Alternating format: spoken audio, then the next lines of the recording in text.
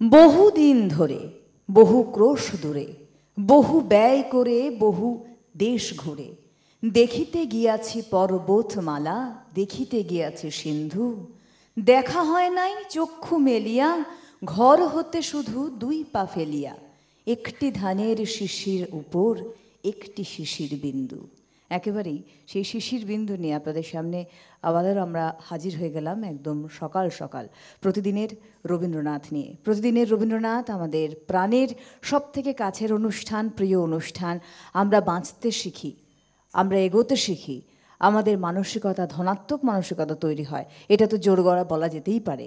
এবং আমাদের এই চ্যানেল দীর্ঘ বছর ধরে এই অনুষ্ঠানটিকে আপনাদের সামনে নিয়ে আসছেন আমাদের আগামী প্রজন্মকেও সেই জায়গায়, সেই গঠনে গড়ে তোলার জন্য। প্রতিদিনের রবীন্দ্রনাথ আমাদের আজকে অনুষ্ঠানে রয়েছেন অত্যন্ত প্রিয় শিল্পী অরণি। অনেক অনেক স্বাগত অরণিকে অনুষ্ঠানে আসার জন্য। আর রয়েছে আজকে তবলাতে মৃগাঙ্কদা, অনেক সুপ্রভাত স্বাগত, এবং কিবোর্ডে রয়েছেন বাবুলদাকে সুপ্রভাত স্বাগত। আমার সমস্ত টেকনিশিয়ানস ভাইদের সুপ্রভাত স্বাগত জানিয়ে আমি সুবর্ণা শুরু করছি প্রতিদিনের রবীন্দ্রনাথ অরণ্যের গান দিয়ে, পূজা পর্যায়ে দিয়ে।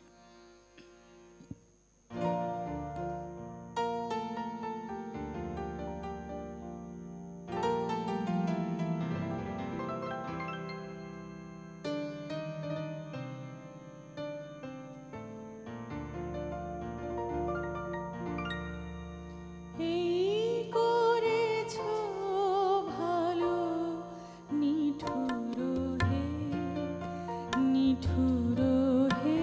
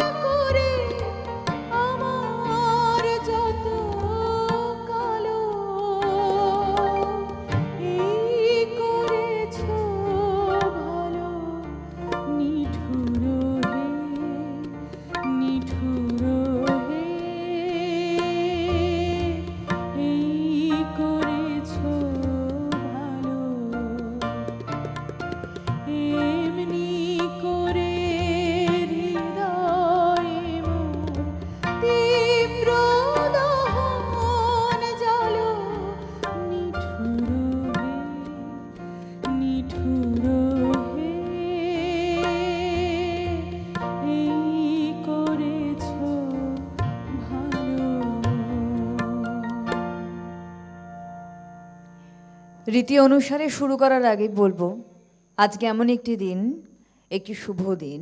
আজ শ্রী শ্রী শারদা মার আবির্ভাব দিন, এবং আজকের দিনটা এতটাই পবিত্র, তার মধ্যে আমরা প্রতিদিনের রবীন্দ্রনাথকে এগিয়ে নিয়ে যাচ্ছি। শারদা মার কথা বলতেই চলে আসে সেই মুহূর্তগুলি, সেই সময়গুলি, এবং রবীন্দ্রনাথের সঙ্গে সেই যোগসূত্রর কথা, যেখানে বারবার করে আমরা দেখেছি স্বয়ং স্বামী বিবেকানন্দ তার গানে নিজেকে অনুপ্রাণিত করেছিলেন এবং তিনি যুব সমাজকে অনুপ্রাণিত করার চেষ্টা করেছিলেন। আজকে অবশ্যই শারদা মার এই সুন্দর জন্মতিথিতে আমরা এগিয়ে যাচ্ছি। আমরা আগামী দিনে আরও সুন্দরভাবে জীবনযাপন করি, এটাই তার কাছে প্রার্থনা করব। আজকে যে বিষয়বস্তু, আমরা জানি প্রতিদিনের রবীন্দ্রনাথ মানেই কিন্তু শুধুমাত্র আমাদের বিশ্বকবি রবীন্দ্রনাথকে নিয়েই আলোচনা নয়, ঠাকুর বাড়ি নিয়ে আলোচনা, ঠাকুর বাড়ির পরিবারের সদস্যদের নিয়ে আলোচনা। কারণ আমাদের অনেক কিছু কৌতূহল থাকে। আমরা তো এটা জানতাম যে তৎকালীন সময়ে ঠাকুর পরিবারের আচার আচরণ, তাদের জীবন যাপন সমস্তটাই সমাজের থেকে একেবারেই স্বতন্ত্র ছিল। তো সেক্ষেত্রে আমাদের প্রশ্ন জাগে মনে যে এই মানুষগুলি কেমন ছিলেন, কিভাবে তাদের জীবনযাত্রা তারা করতেন আর কি, তারা জীবনে কাটিয়ে নিয়ে যেতেন। তো আজকের বিষয়বস্তু হচ্ছে দায়িত্বশীল দেবেন্দ্রনাথ ঠাকুর, অর্থাৎ রবীন্দ্রনাথের পিতা দায়িত্বশীল দেবেন্দ্রনাথ ঠাকুর নিয়ে আজকে আমরা আমাদের তথ্যকে এগিয়ে নিয়ে যাব। দেবেন্দ্রনাথ ঠাকুর স্কুল শিক্ষার শেষে তিনি কলেজে পড়লেন, শুরু করলেন কলেজের শিক্ষা, এবং হিন্দু কলেজে তিনি ভর্তি হলেন। তৎকালীন সময়েও আমরা দেখেছি যে কলেজে যে উচ্ছৃঙ্খল জীবনযাপন, যদিও সেই উচ্ছৃঙ্খল জীবনযাপনের ছায়া পড়ল না দেবেন্দ্রনাথের উপরে, তবে দেবেন্দ্রনাথ ঠাকুর প্রচণ্ড খরুচে হয়ে গেল, অর্থাৎ এত বেশি তিনি খরচ করা শুরু করলেন। এবার দ্বারকানাথ ঠাকুর ভাবলেন যে এটা তো খুব মুশকিলের বিষয়, ছেলেকে তো এবার তো আয়ত্তে আনতে হবে। তখন দ্বারকানাথ ঠাকুর ঠিক করলেন তার ইউনিয়ন ব্যাংক, সেই ইউনিয়ন ব্যাংকে কোষাধ্যক্ষের পদে বসিয়ে দিলেন দেবেন্দ্রনাথ ঠাকুরকে, এবং যথারীতি তিনি কাজে নিযুক্ত হলেন। সেই সময়তেই মারা গেলেন তার দেবেন্দ্রনাথ ঠাকুরের ঠাকুমা অলকা দেবী। তখন দেবেন্দ্রনাথ ঠাকুরের বয়স হবে কত, 21 থেকে 22 বছর। এই সময়ই তার মনের মধ্যে একটা অদ্ভুত পরিবর্তন চলে এলো। তিনি ভাবা শুরু করলেন হিন্দু শাস্ত্র সম্বন্ধে তিনি জ্ঞান অর্জন করবেন, এবং তার পাশাপাশি এটাও ভাবলেন যে হিন্দু শাস্ত্র সম্বন্ধে জ্ঞান অর্জন করতে গেলে তো সংস্কৃত জানাটা অত্যন্ত জরুরি। সেই মুহূর্তে সভাপণ্ডিত ছিলেন ঠাকুরবাড়ির কমলাকান্ত তর্কচূড়ামণি, এবং তিনি ঠিক করলেন যে এই শাস্ত্রজ্ঞান তাকে দেবেন, অর্থাৎ দেবেন্দ্রনাথ ঠাকুরকে এই সংস্কৃত শাস্ত্রজ্ঞান দেবেন। তিনি শেখাতে থাকলেন, মুগ্ধবোধ পড়তে শুরু করলেন দেবেন্দ্রনাথ ঠাকুর। পড়তে পড়তে কিছুদিন পরে কমলাকান্ত একটি তার হাতে লেখা কাগজ এনে দেবেন্দ্রনাথ ঠাকুরকে দিয়ে বললেন, এই নাও কাগজটা ধরো, এর কাগজের তলায় তুমি একটা সই করে দাও। দেবেন্দ্রনাথ ঠাকুর সঙ্গে সঙ্গে দেখলেন লেখা রয়েছে সেখানে, কমলাকান্ত তর্কচূড়ামণি লিখেছেন, আমার ছেলে শ্যামাচরণের সারা জীবনের প্রতিপালনের ভার তুমি নেবে। আর একটাও বাক্য ব্যয় না করে সঙ্গে সঙ্গে দেবেন্দ্রনাথ ঠাকুর কিন্তু সেই কাগজের তলায় সই করে দেন। কেন করে দেন এবং কেন এই বিষয়টি দায়িত্বশীল জায়গায় তিনি পৌঁছে গেলেন, একে একে আমরা এগোচ্ছি অরণ্যের গানের সঙ্গে সঙ্গেই। তবে অরণ্যের একটি গানে আমরা শুনে নিই আগে।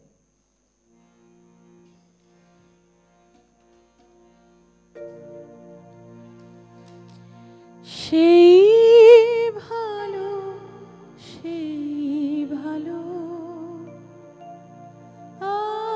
আমারে না হয় না জানো, সেই ভালো, সেই ভালো আমারে না হয় না জানো।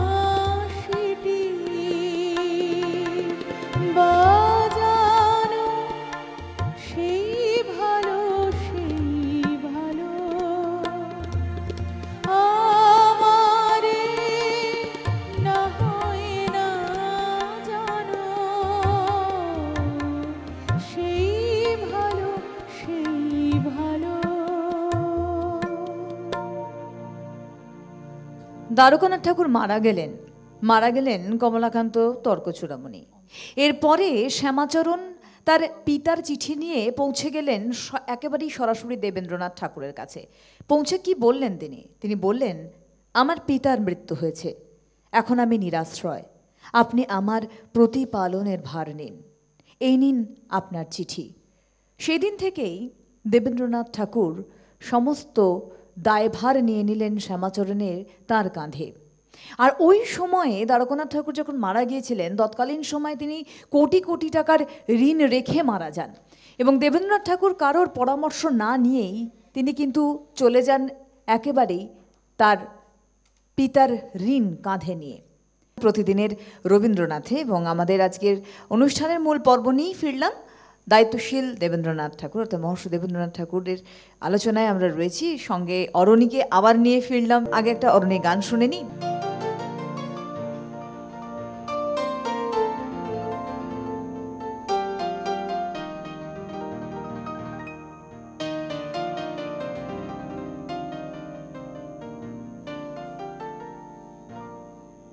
শীতের হাওয়ার লাগলো নাচন আমলকিরে ডালে ডালে। শীতের হাওয়ার লাগলো নাচন আমলকিরে ডালে ডালে। পাতাগুলি শিরশিরিয়ে ধরিয়ে দিল তালে তালে।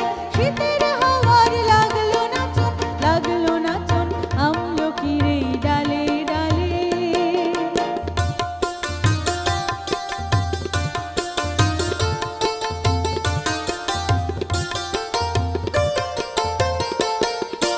উড়িয়ে দেবার মাতন এসে কাঙাল তারে করলো শেষে।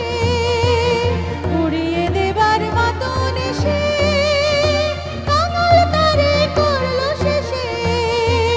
তখন তাহার ফলের বাহার রইল না আর অন্তরালে।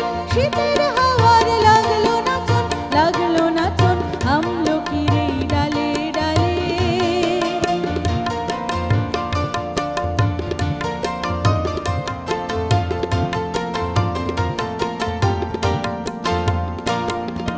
শূন্য করে ভরে দেওয়া যাহার খেলা তারি লাগি রইনু বসে সকল বেলা তারি লাগি।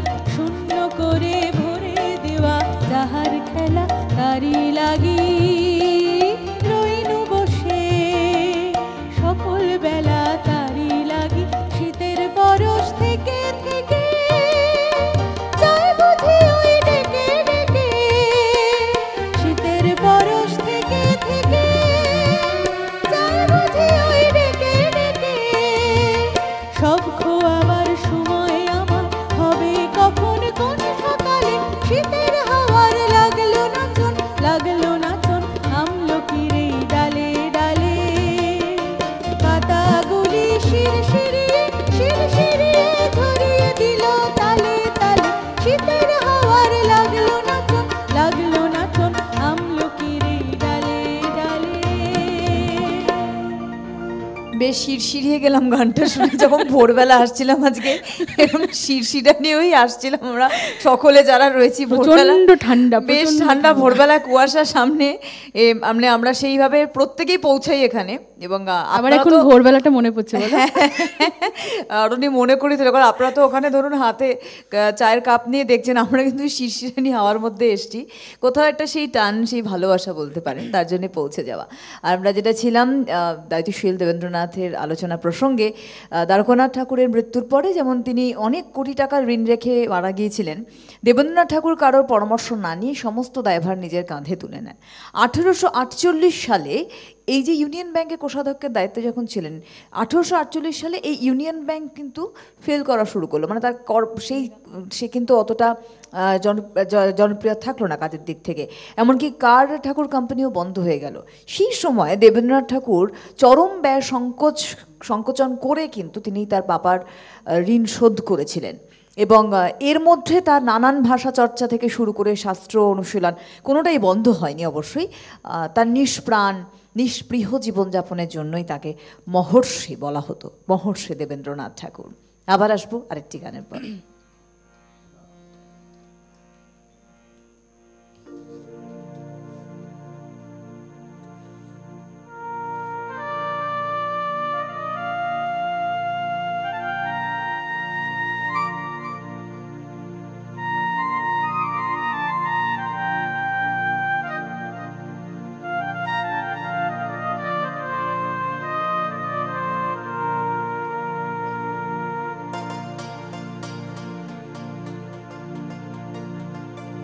তোমার খোলা হাওয়া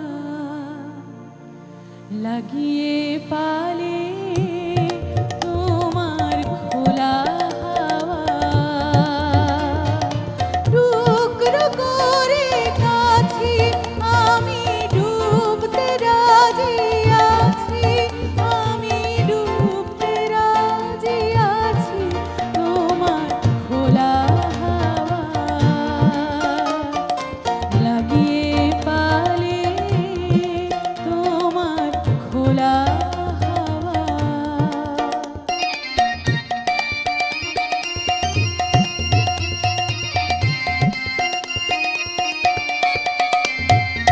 সকাল আমার গেল মিছে, বিকেল যে যায় তারি পিছে গো।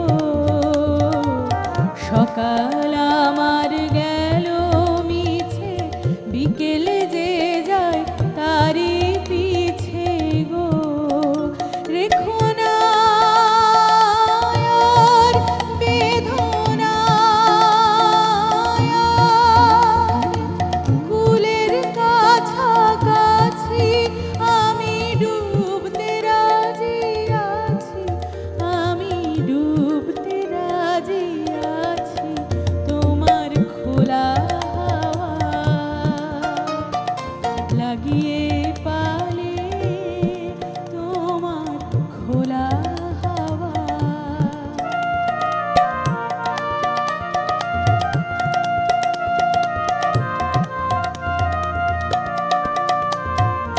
মাঝির লাগিয়াছি জাগি সকল রাত্রি বেলা, ঢেউগুলো যে আমায় নিয়ে করে কেবল খেলা। মাঝির লাগিয়াছি জাগি সকল রাত্রি বেলা, ঢেউগুলো যে আমায় নিয়ে করে কেবল খেলা। ঝড়কে আমি করব মিতে, ডরব না তার ভ্রুকুটিতে। ঝড়কে আমি করব মিতে, ডরব না তার ভ্রুকুটিতে।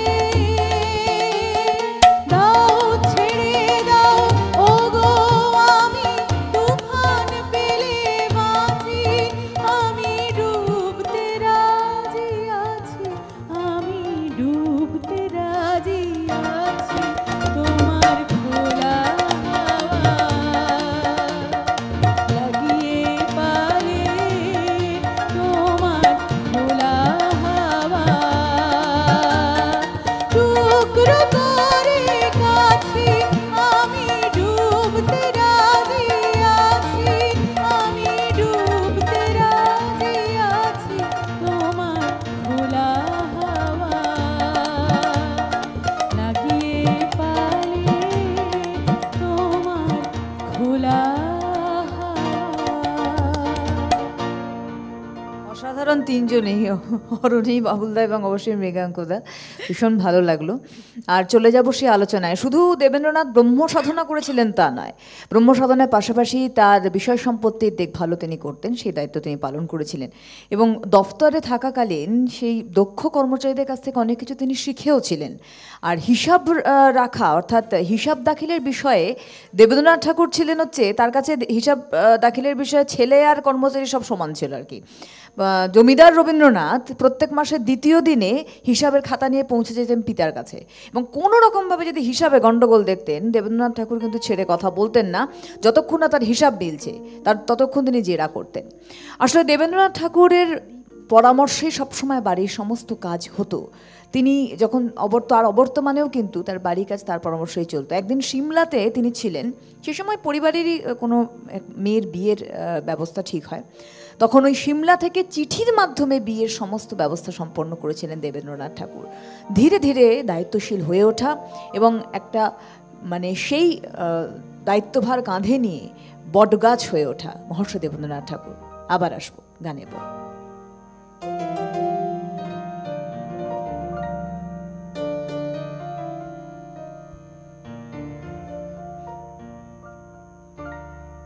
দীপ নিবে গেছে মম নিশীথ সমীরে, দীপ নিবে গেছে মম ধীরে ধীরে এসে তুমি যেও না গো ফিরে, দীপ নিবে গেছে মম নিশীথ সমীরে, দীপ নিবে গেছে মম।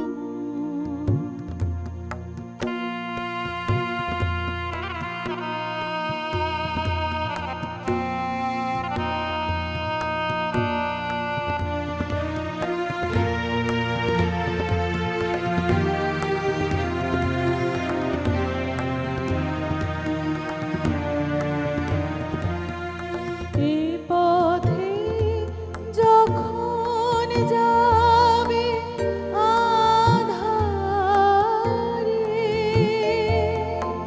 চিনিতে পাবে রজনী গন্ধার গন্ধ ভরেছে মন্দিরে,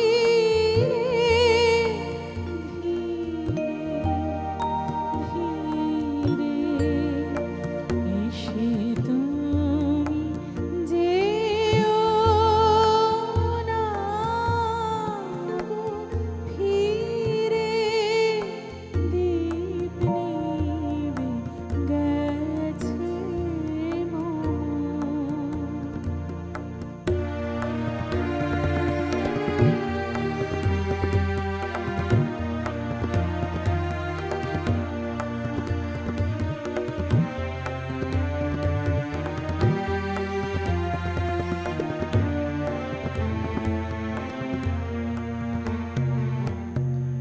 আমারে পড়িবে মনে কখন সে লাগি প্রহরে প্রহরে আমি গান গেয়ে জাগি, আমারে পড়িবে মনে কখন সে লাগি প্রহরে প্রহরে আমি গান গেয়ে জাগি, ভয়ে পাছে শেষ রাতে ঘুম আসে, আখি পাতে ক্লান্ত কণ্ঠে মোর সুর ফুরায়, যদি রে ধীরে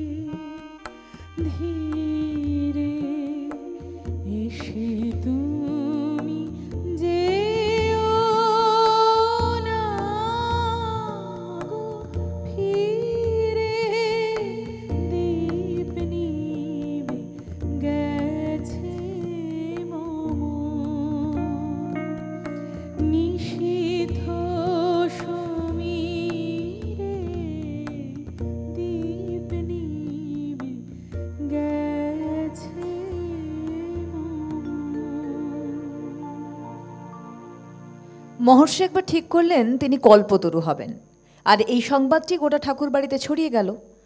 সকলে পৌঁছে গেলেন মহর্ষির ঘরে, আর মহর্ষি বললেন তৎক্ষণাৎ, সকলে এসো, ঘরের ভিতরে যার যেটা পছন্দ নিয়ে চলে যাও। যেমন বলা তেমন কাজ। সঙ্গে সঙ্গে সকলে জিনিসপত্র নেওয়া শুরু করলো। কেউ আয়না নিলেন, কেউ টেবিল নিলেন, কেউ ঘড়ি নিলেন, এভাবে এক এক করে সব আসবাব সকলেই নিয়ে গেলেন। পরে খালি ঘরে একটি বেতের চৌকির উপর বসে রইলেন একা মহর্ষি দেবেন্দ্রনাথ। ওই চৌকিতেই তিনি বসতেন এবং তার সামনে একটি মোড়া থাকতো, পা তুলে বসতেন সেখানে। পাশেই থাকতো একটি তেপায়া, যার উপর থাকতো হাফিজের বই, যেটা পড়তে উনি খুব ভালোবাসতেন। তারই পাশে থাকতো একটি পিরিচ, এবং পিরিচে কিছু ফুল থাকতো, কখনো বেল, কখনো জুঁই, কখনো শিউলি, কখনো গোলাপ। আর রবীন্দ্রনাথ বলতেন গন্ধপুষ্প। তার কন্যা সৌদামিনী প্রত্যেক দিন সকালে ওই পিরিচটি ফুল দিয়ে সাজাতেন এবং তার পাশেই রাখতেন দুটো কেদারা, যাতে অতিথি আপ্যায়ন খুব সুন্দরভাবেই হন, এবং স্বয়ং দেবেন্দ্রনাথও পছন্দ করতেন। আবারও আসবো আরেকটি গানের পর।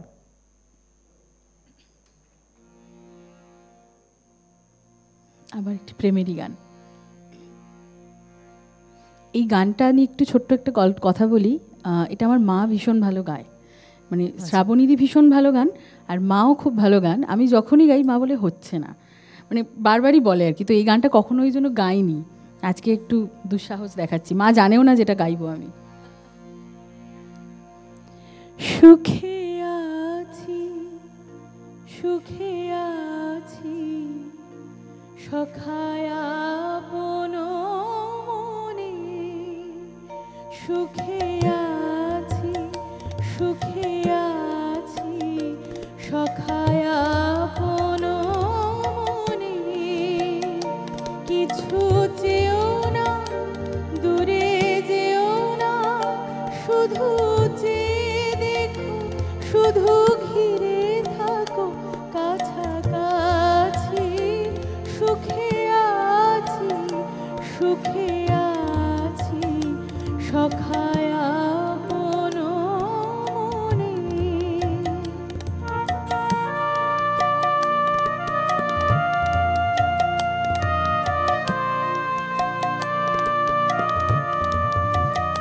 সখা নয়নে শুধু জানাবে প্রেম, নীরবে দিবে প্রাণ, নয়নে শুধু জানাবে প্রেম, নীরবে দিবে প্রাণ, রচিয়া ললিত মধুর বাণী, আড়ালে গাবে গান, গোপনে তুলিয়া কুসুম গাঁথিয়া রেখে যাবে মালা গাছি, মন চেও না, শুধু চেয়ে থাকো, শুধু ঘিরে থাকো কাছাকাছি, সুখে আছি, সুখে আছি, সখায় আপন মনে।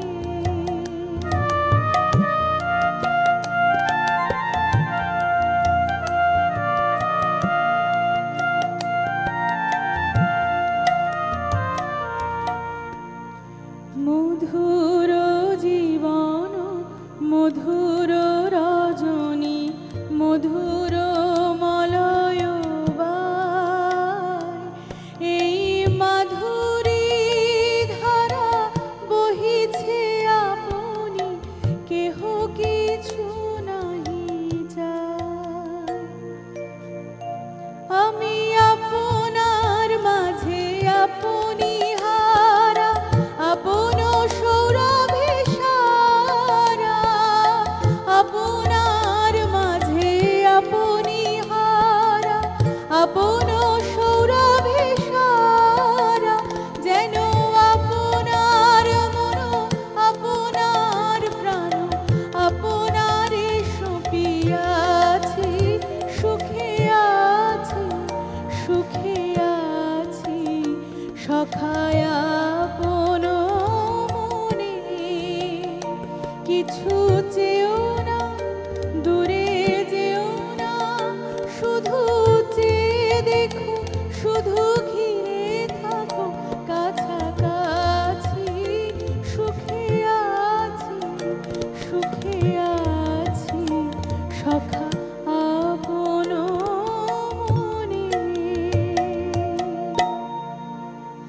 ভীষণ সুন্দর। এবং রবীন্দ্রনাথ কীর্তনাঙ্গের উপরে এত গান লিখেছেন, এটা অন্যতম একটি গান, এবং সুখকে এত সুন্দরভাবে ব্যাখ্যা করেছেন তুলনাবিহীন। আমরা ফিরে যাই আবারও সেই আলোচনার বিষয়ে। মহর্ষি দেবেন্দ্রনাথ ঠাকুরের একটি কথা বলতে হয় যে সেই ছোট্টবেলা থেকে দায়িত্বভার গ্রহণ করা, বা বলা যেতে পারে দায়িত্ব দিয়ে দেওয়া দ্বারকানাথ ঠাকুরের মাধ্যমে ইউনিয়ন ব্যাংকের কোষাধ্যক্ষ পদে বসে, সেখান থেকে তার ঠাকুমা অলকা দেবীর মৃত্যুর পরে তার মধ্যে পরিবর্তন আসা, শাস্ত্র জ্ঞান বা আহরণ করার চিন্তা ভাবনা, সেখান থেকে শেখা, নানান রকম ভাষা শেখার ইচ্ছে প্রকাশ, সেখান থেকে শাস্ত্র অনুশীলন করা, শ্যামাচরণের দায়িত্ব নেওয়া সারা জীবনের জন্য, কোথাও যেন তিল তিল করে দেবেন্দ্রনাথ ঠাকুরকে তিনি নিজেকে পরিপূর্ণ করতে শুরু করে দিয়েছিলেন। এবং তার পরিবারে এই জন্যই একটা অগাধ বিশ্বাস, অগাধ ভরসা তার উপর ছিল। তার জন্যই তার মাধ্যম দিয়ে, বা বলা যেতে পারে তার চিন্তাভাবনা দিয়ে কিন্তু সেই ঠাকুর পরিবারের আমাদের হাওয়ার পরিবর্তন হতো, কারণ তিনি সঠিকটাই বলতেন, সঠিকটাই করতেন। তাই সকলে তাঁর উপরেই ভরসা করতেন, এবং তিনি সেই ভরসার মর্যাদা রেখে চলেছিলেন যতদিন তিনি বেঁচে ছিলেন। এবং সবথেকে মূল্যবান বিষয় মহর্ষি দেবেন্দ্রনাথ ঠাকুরের চিন্তাভাবনা, যা তৎকালীন সময় অনেক অনেক অনেক আধুনিক, অনেক এগিয়ে ছিল, যা আজকের যুগেও আমরা সত্যি তাকে কুর্নিশ করি তার অনেক এগিয়ে থাকা চিন্তাভাবনার জন্য। সেটা একদম সমাজকে উন্নয়নশীল জায়গায় নিয়ে যাওয়া, এবং স্ত্রী বা নারীদের সম্মান দেওয়ার প্রসঙ্গেও।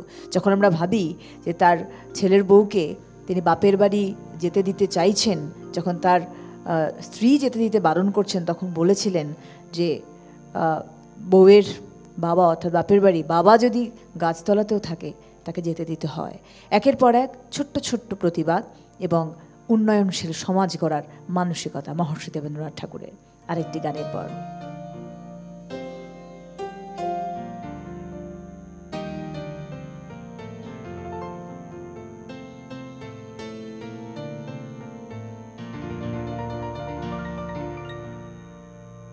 খেলা ঘর বাঁধতে লেগেছি, আমার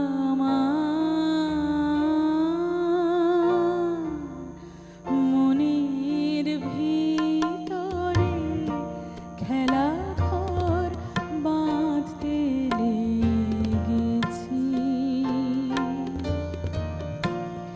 কত রাত তাই তো জেগেছি,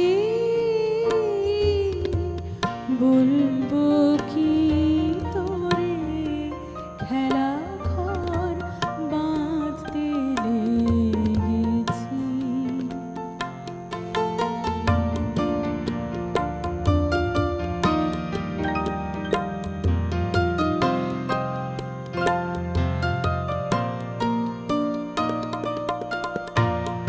প্রভাতে পথিক ডেকে যায়,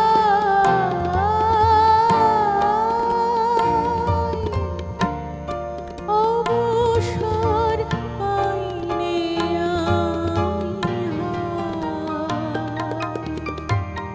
প্রভাতে পথিক ডেকে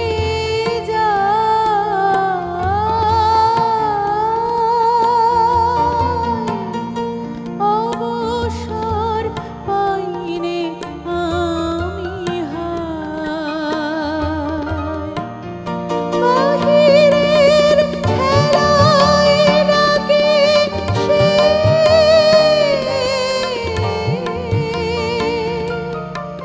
যাব কি করে খেলা ঘর বাঁধতে লেগেছি। আমার মনের ভিতরে খেলা ঘর বাঁধতে লেগেছি।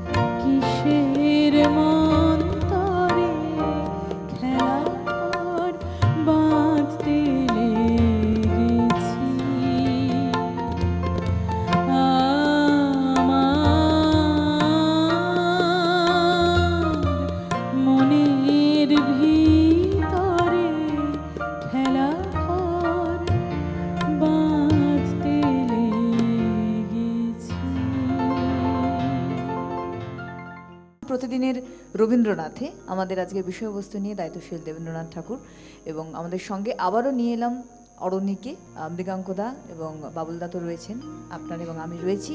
আবার বিরতির পর গানে চলে যাই। এই গানটা হয়তো একদম শুরুর দিকে গাওয়া উচিত ছিল, কিন্তু এই পটটা শুরু হলো তো সেজন্য গাইছি।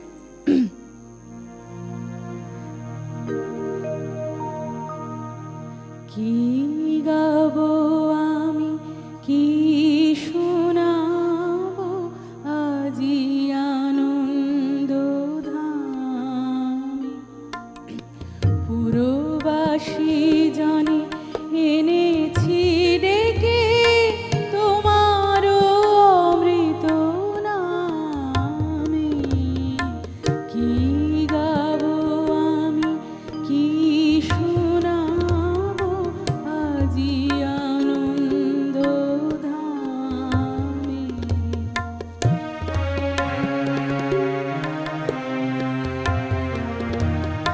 কেমনে বর্ণিব তোমার রচনা, কেমনে রটিব তোমার করুণা, কেমনে বর্ণিব তোমার রচনা, কেমনে রটিব তোমার করুণা, কেমনে গলাব হৃদয় প্রাণ তোমার মধুর প্রেমে। কি গাবো আমি, কি শোনাবো আজি আনন্দ ধামে।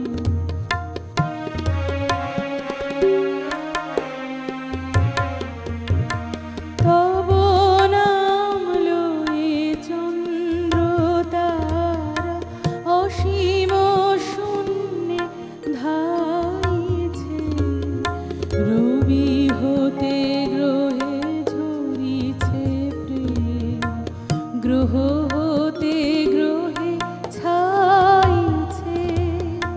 অসীম আকাশ নীল শত দল তোমার কিরণে সদা ঢলো ঢলো। অসীম আকাশ নীল শত দল তোমার কিরণে সদা ঢলো ঢলো। তোমার অমৃত সাগর মাথারে ভাসিছে অবিরামে। কি গাবো আমি, কি শোনাবো আজি আনন্দ ধামে। পুরবাসী জনে এনেছি ডেকে তোমার অমৃত নামে। কি গাবো আমি, কি শোনাবো আজি আনন্দ ধামে। নাতি নাতনিরা সঠিকভাবে মানুষ হচ্ছেন কিনা সেটাই নজর করতেন মহর্ষি দেবেন্দ্রনাথ ঠাকুর। বেশ কড়া দৃষ্টি ছিল তার এই বিষয়। নাতনিদের জন্য বিয়েতে ৩,০০০ টাকা যৌতুকও তিনি বেঁধে রেখেছিলেন এবং দিতেনও। হেমেন্দ্রনাথ ঠাকুরের মেয়ে অভিজ্ঞার বিয়েতে ৩,০০০ টাকা যৌতুক হিসেবে তিনি দিয়েছিলেন, কিন্তু বিয়ের কিছুদিনের মাথায় মারা যান অভিজ্ঞা। এবং অভিজ্ঞার স্বামী দেবেন্দ্র চট্টোপাধ্যায়কে ঠাকুরবাড়ি প্রত্যেকে খুব ভালোবেসে ফেলেছিলেন। তাই তারা ঠিক করলেন যে অভিজ্ঞার বোন মনীষার সঙ্গে আবার বিয়ে দেওয়া হবে দেবেন্দ্র চট্টোপাধ্যায়কে। কিন্তু সেই সময় মহর্ষি বললেন, একই নাচ জামাইকে আমি দুবার যৌতুক দিতে পারবো না। আসলে এই কথাটা তার মনের কথা নয়, তিনি যাচাই করে দেখতে চেয়েছিলেন দেবেন্দ্র এবং মনীষাকে।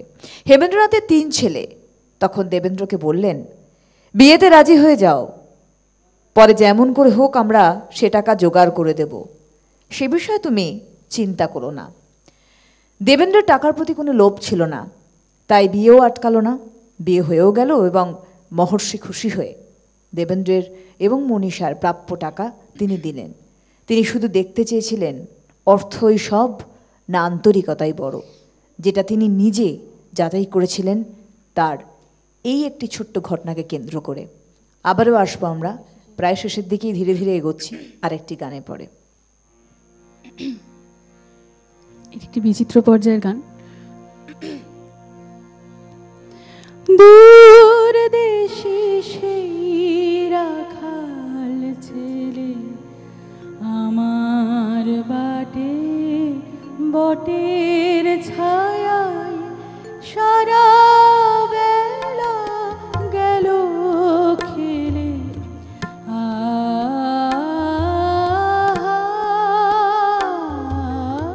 দূর দেশে সেই রাখাল ছেলে আমার বাটে বটের ছায়ায় সারা বেলা গেল খেলে।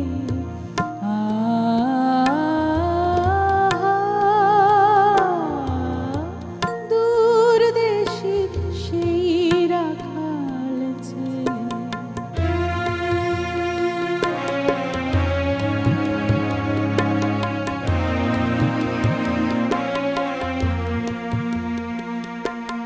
গাইল কি গান সেই তা জানে,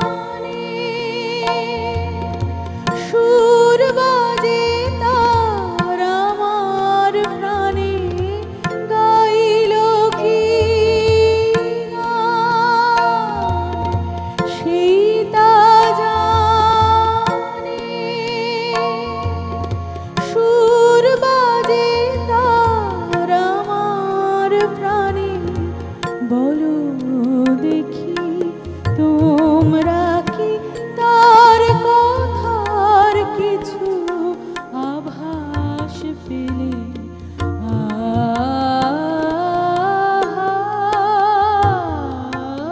দূর দেশে সেই রাখাল ছেলে।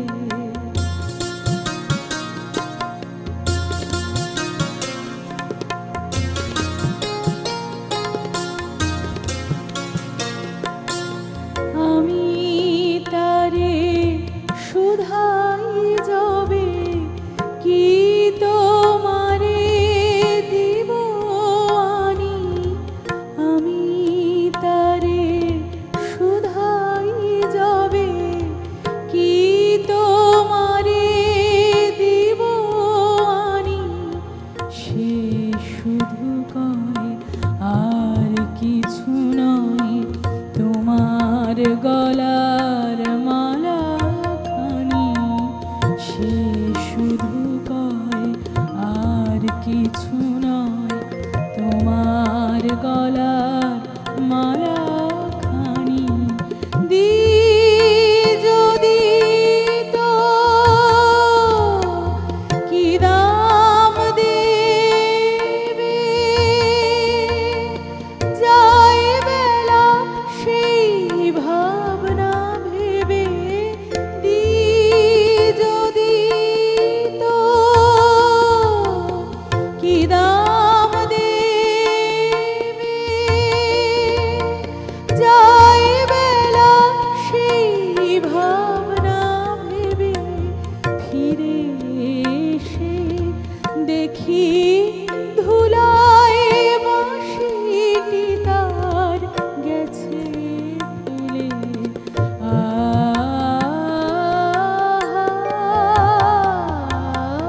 দূর দেশে সেই রাখাল ছেলে আমার বাটে বটের ছায়ায় সারা বেলা গেল খেলে।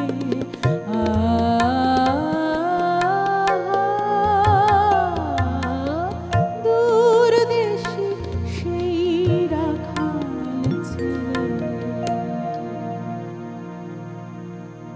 নাতনি প্রতিভার পিয়ানো বাজানো, সরলার বেহালা বাজানো এবং পুত্র রবীন্দ্রনাথের গান শুনতে ভীষণ ভালোবাসতেন মহর্ষি দেবেন্দ্রনাথ ঠাকুর। একদিন সরলাকে তিনি বললেন হাফিজের বই থেকে একটি কবিতায় সুর দিতে। এই কথাটি বলার সপ্তাহখানেক বাদে সরলা একটি কবিতায় সুর দেন এবং বেহালাতে সেই সুরটি বাজিয়ে শোনান, যেটি শোনার পরে মহর্ষি দেবেন্দ্রনাথ বারবার শোনেন, তার এত ভালো লাগে। একদিন ঘরোয়া একটি ঠাকুরবাড়ির সভাতে, আমরা জানি ঠাকুরবাড়িতে বহু অনুষ্ঠান আয়োজন করা হতো, তো এমনই একটি আনুষ্ঠানিক ঘরোয়া সভাতে 1000 টাকা দামে, তৎকালীন সময়ে প্রচুর মূল্য 1000 টাকার, সেই 1000 টাকা দামের হিরে চুনি বসানো একটি জড়োয়ার নেকলেস তিনি তুলে দেন সরলার হাতে। তুলে তিনি বললেন, তুমি মা সরস্বতী, তোমার উপযুক্ত না হলেও এই ভূষণটি এনেছি শুধু তোমারই জন্যে। কারণ মন ছুঁয়ে গিয়েছিল সরলা মহর্ষি দেবেন্দ্রনাথ ঠাকুরের। জীবনের শেষ অধ্যায়ে বেশ কিছুটা সময় তিনি কাটিয়েছিলেন শান্তিনিকেতনে। আর এই শান্তিনিকেতনেই, যা আমরা জানি গুরুদেব রবীন্দ্রনাথের ধর্ম সাধনা এবং কর্মসাধনার সবথেকে বা সর্ববৃহৎ স্থল হয়ে দাঁড়ায়, যেখান থেকে আমরা এত সৃষ্টি পেয়েছি, যার ভাণ্ডার আজও অফুরন্ত, যে ভাণ্ডার নিয়ে আমরা কিন্তু এগিয়ে চলেছি। একদম শেষ লগ্নে পৌঁছে গেছে অনুষ্ঠানের গানের মাধ্যমে, অরণির গানের মাধ্যমে। ধীরে ধীরে অনুষ্ঠান থেকে আমরা বিদায় নেব, চলে যাব গানে। আমার তো একটা না একটা মুক্ত ছন্দের গান না গাইলে মনে হয় না ঠিক কমপ্লিট হচ্ছে। একটা গাইছি।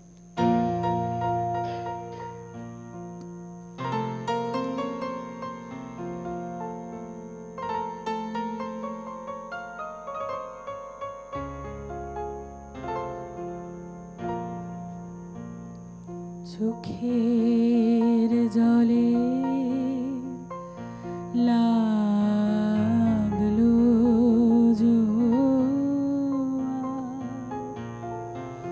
দুঃখের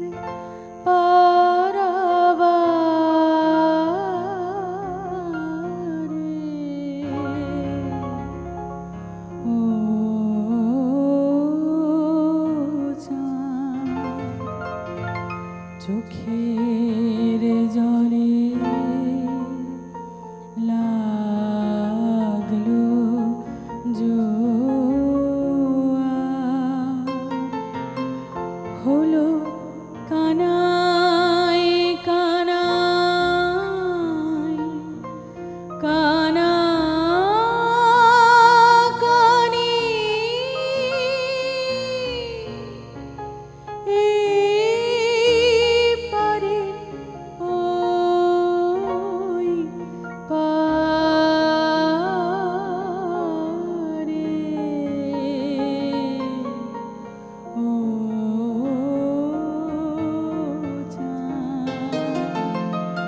চোখের জলে লাগলো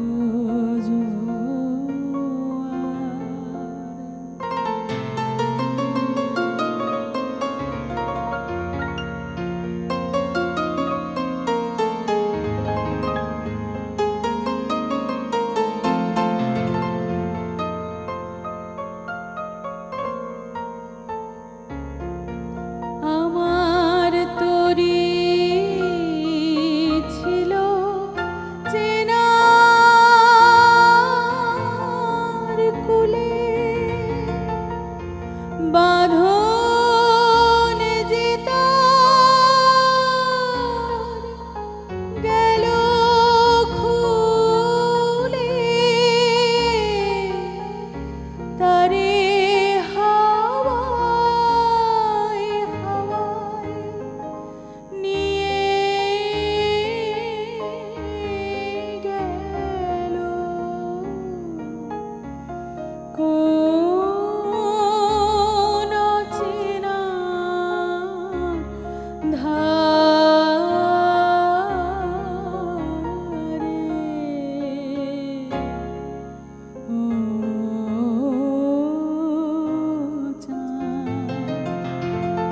চোখের জলে লাগলো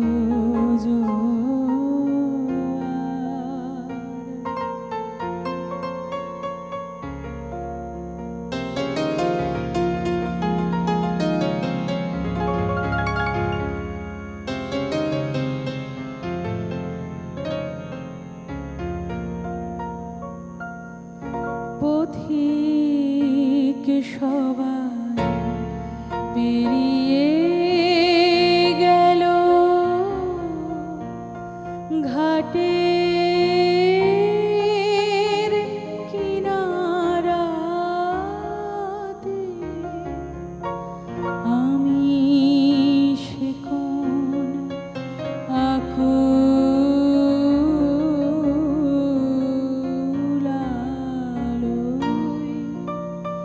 দিশাহারা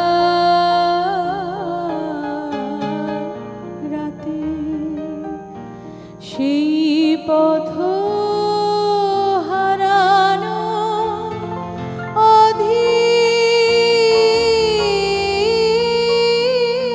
অধীর টানে অকুলে পথ আপনি টানে দিক ভোলাবার পাগল আমার হাসি অন্ধকারে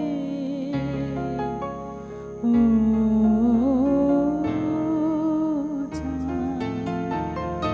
চোখের জলে লাগলো জোর